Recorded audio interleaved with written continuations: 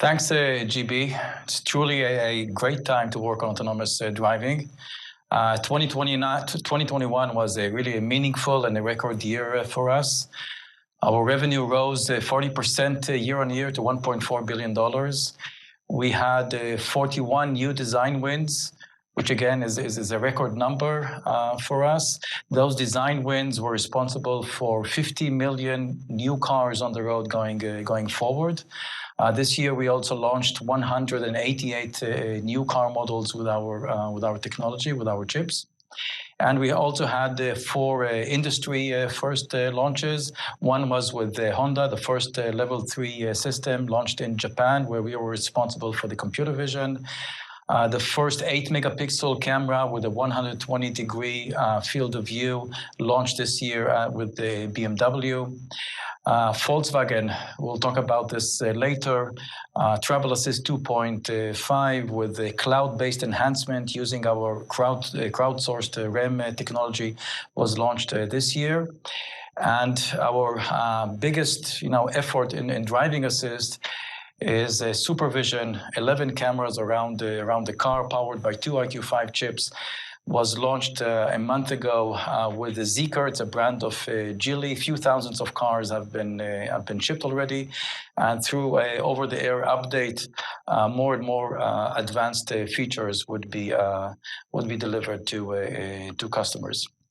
Now, one of the reasons of our great success is Ford, and to help us learn more about our long-standing and now expanding relationship, I'd like to welcome Jim Farley, Ford CEO.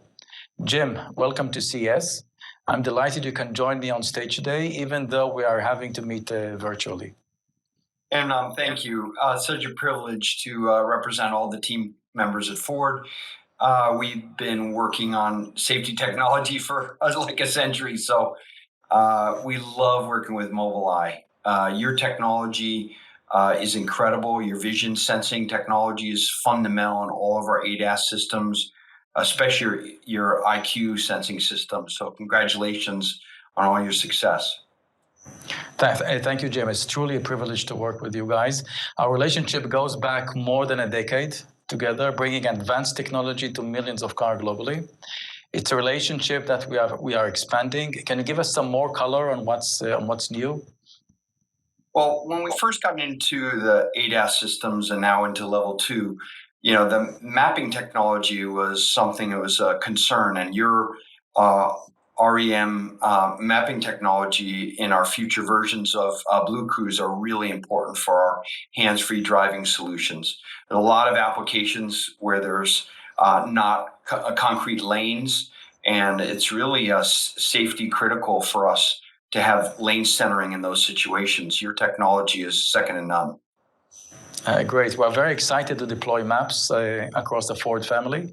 The maps add cloud-based enhancements that provide value to end users. So, Jim, how will the Ford Mobileye future look like?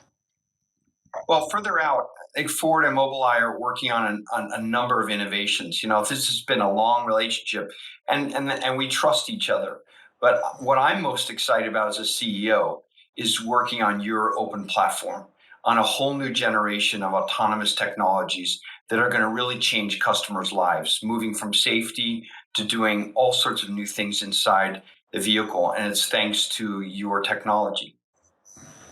That's right. Our new EyeQ6 High and EyeQ Ultra, which I'll talk about tomorrow during the under the hood technical deep dive that I'll give tomorrow, gives Ford and the industry a platform for innovation that's directly tied into the EyeQ functionality.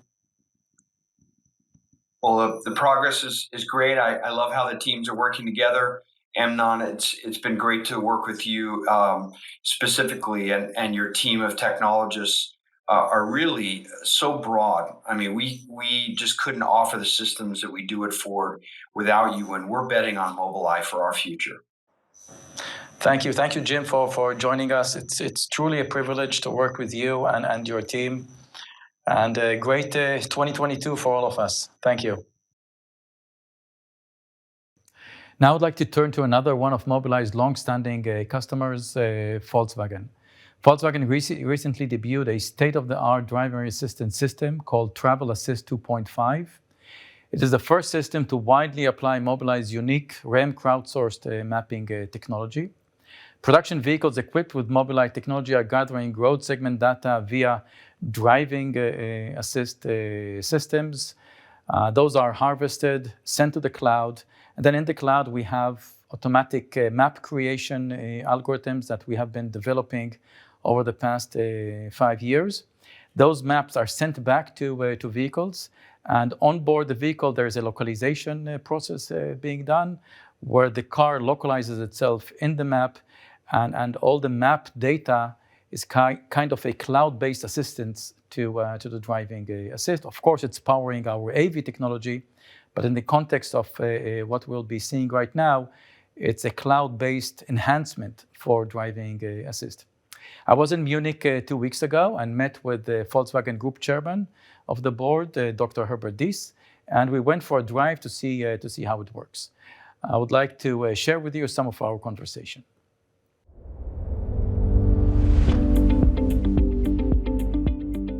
I'm really excited to be here because we need a good understanding to make the right decisions. We have been working for so many years together, and I've been doing great things with Volkswagen over the years. When you talk about autonomous driving and driving assist, there's lots of evolution for driving assist that will give lots of value to customers. It's really adding a very unique element, which is now cloud-based assistance. But here we're doing something together. Actually, we have been starting working on it back in 2017, I think. I think even 16 we started the first discussion. Yeah. And now we see it really in production. Yeah. Lots and lots of data about the world is injected to the driving assist. So even if you drive in an area that you don't see lane marks, the cloud knows about it and helps the lane centering. It's great.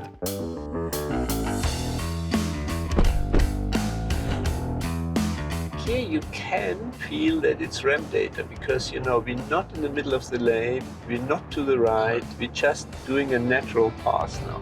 And it's continuously on. Right? It's continuously on. It's working really well. You see road boundaries, but there are 2 lanes here and you don't see a lane mark. Yes. No, it's working well. So I think the next step of now using REM is to start using traffic lights. So today REM is only the drivable path. Is using traffic light information. Then we have data about road priority, who has priority over what, and then it creates a very, very smooth control, in areas where you have splits and merges, so that you know who has priority. Do you think it will be possible at some stage that we even can update the AI part of the camera? I think that the AI part has 2 parts, right? There is one, let's call it the pattern recognition. Yes. The algorithms for knowing that there is a road user, a horse, a cart, a motorcyclist, and so forth. And then there's the part that understands more and more complex surrounding. And sometimes it becomes difficult for the onboard processing to really understand in a fraction of a second what's going on there. And this is the second part of the AI, which you can do it through swarm the cloud processing. But it remains cloud knowledge then? It's cloud knowledge. And in cloud, the beauty of the cloud is you have much more processing power. For example, in the ID4, we're talking about 2.5 kilometers of road in Europe from scratch. 2.5 million kilometers. Yeah. So we take all this swarm data, it takes us a week, and there's no reason, with the advancement of computing, that will not take us a day. And then later it will take us, half a day. So everything that happens in the world can then be updated and streamed to cars. Are you happy with how we can work together now? But I would like to say in terms of our relationship, we have been doing things that are very, very innovative. For example, this swarm data, Mobileye and Volkswagen were the first. We're talking about 2016. It's very, very innovative. But I think there's lots more to do. I fully agree. Very good. Okay.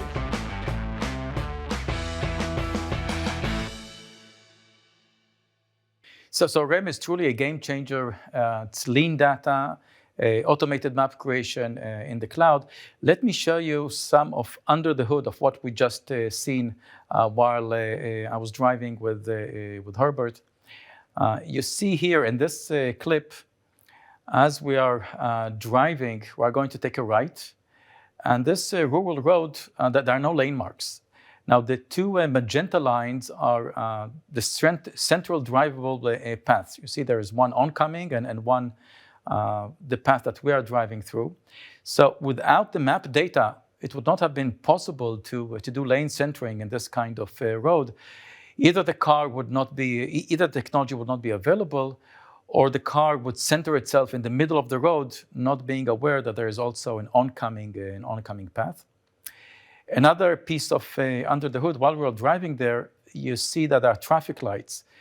The REM map technology can associate traffic lights with drivable paths.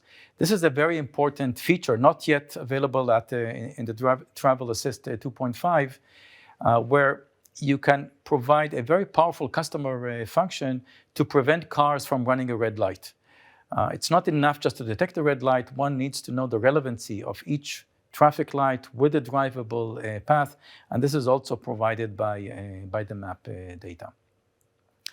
You can see here just a top view of one of the sections in that area, the richness of the data, the accuracy of the data. All of this is really a very, very strong amplification of what you can do both with driving assist and later with the autonomous driving. If we look at the coverage, we have 2.5 million kilometers of road covered in Europe.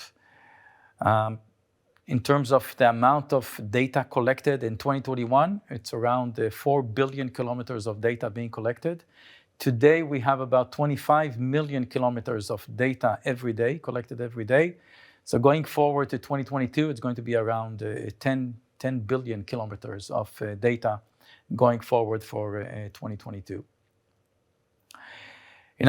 This kind of data allows us to efficiently expand our footprint in terms of autonomous vehicle testing into many different territories. Right? We're testing in Israel, we're testing in Munich, Detroit, New York City, Tokyo, Paris.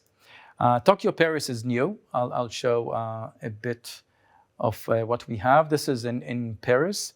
Before I run the clip, this is a joint cooperation with RATP Group. It's a major public transport operator in France.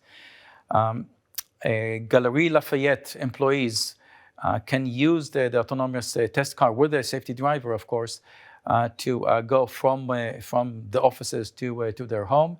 And the application, the top layer application, is powered by MoveIt, which is a company that we acquired about a year ago. So let me run this clip. It's a bit fast forwarded, but you can see the richness of the driving situation. After all, it's Paris. Paris is very, very difficult, very difficult scene to drive in, even for a human driver. And you can see the kind of testing we can do. The smoothness of the drive. Here is another testing site in Tokyo. I'll run this clip. Again, the richness of pedestrians, the roads are narrow, obstacles, pedestrian crossing zones, and so forth. So you can see that our REM data provides us geographic scalability to allow us to do testing really, really worldwide in a very, very efficient manner. Talking about driving assist, if we take the premium driving assist with map data to its fullest extreme, you have what we call SuperVision. The first launch is with the Zeekr, a brand of Geely. It was launched about a month and a half ago. There are a few thousands of vehicles already delivered to customers. There are 11 surround cameras, 8 megapixels, powered by two EyeQ5 chips.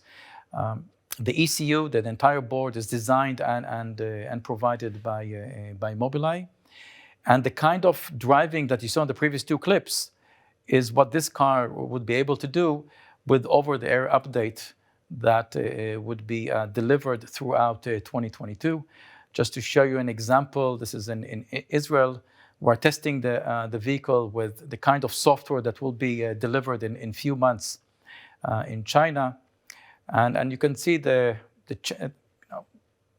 traffic lights, taking turns. It's all the same kind of performance that you saw in the previous two clips in Paris and in Tokyo. The Zeekr car will be able to do. So a few thousands of vehicles have been shipped, and over-the-air update during the next few months would gradually bring the capabilities of this vehicle to the navigate on pilot, point-to-point, hands-free driving, but as a level 2 system. Together with the Zeekr, we also announced just this week the first design win for a consumer level 4 platform. It's going to be start of production early 2024. It's going to be powered by 6 EyeQ5 chips, an ECU that we also designed, and will be ready for 2024 launch. Going back to our chips, our EyeQ chips, we have been designing, manufacturing them for the past 16 years. We just announced 100 million chips being delivered since 2004. EyeQs are very, very efficient. It's a combination of hardware and software. It's purpose-built.